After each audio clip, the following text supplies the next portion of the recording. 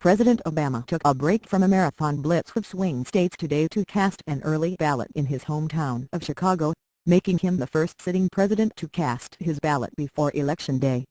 "I can't tell you who I'm voting for," he told supporters at a rally in Tampa, Florida, earlier in the day. "It's a secret ballot. But Michelle says she voted for me." Obama hopes his early voting will set an example for supporters to follow. The campaign is committing an unprecedented amount of rhetorical and tactical resources. "Thank you for trying verbose. This recording will go away once the product has been purchased." To getting votes banked before polls officially open in 12 days.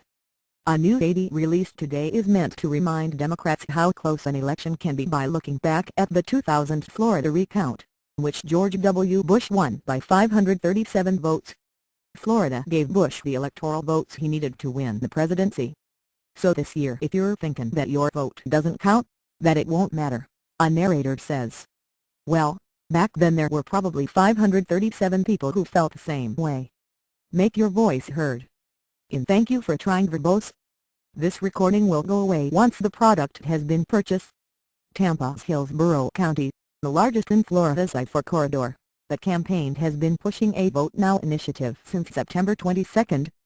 In Ohio, where early voting is underway, the Democrats are using political rallies as a way to bring voters together and bundle them off to the polls.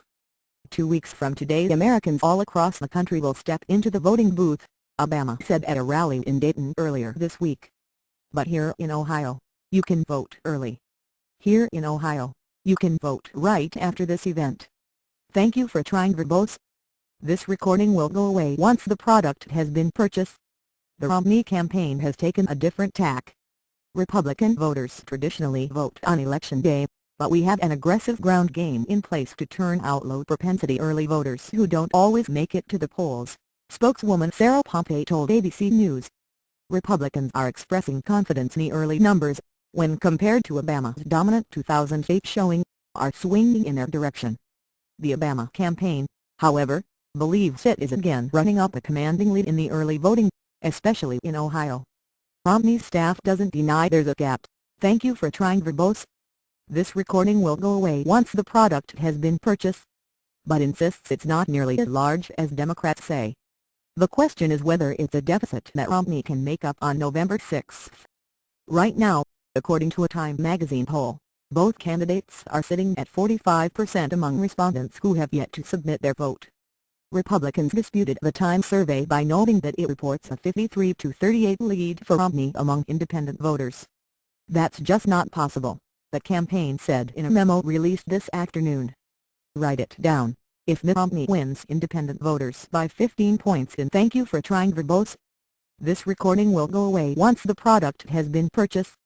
Ohio, he'll be the next president of the United States. Romney concentrated his campaign in Ohio today, holding rallies in 3 locations where he promised big change and played up momentum he said has been building since the first debate. "The Obama campaign doesn't have a plan," Romney told supporters in Cincinnati. "The Obama campaign is slipping because he's talking about smaller and smaller things despite the fact that America has such huge challenges and that this is such an opportunity for America, and that's why on November 6 I'm counting on Ohio to thank you for trying verbose. This recording will go away once the product has been purchased. Vote for big change."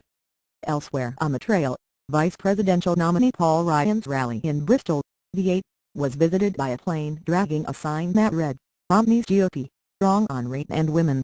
The message, sponsored by liberal activists MoveOn.org, is part of an effort to stoke outrage over comments made by the Republican Indiana Senate candidate Richard Murdoch. During a debate Tuesday, "I've struggled with it myself for a long time, but I came to realize that life is that gift from God. And, I think, even when life begins in that thank you for trying verbose. This recording will go away once the product has been purchased." Horrible situation of rape, that it is something that God intended to happen. Murdoch has since said his words were misstood and twisted.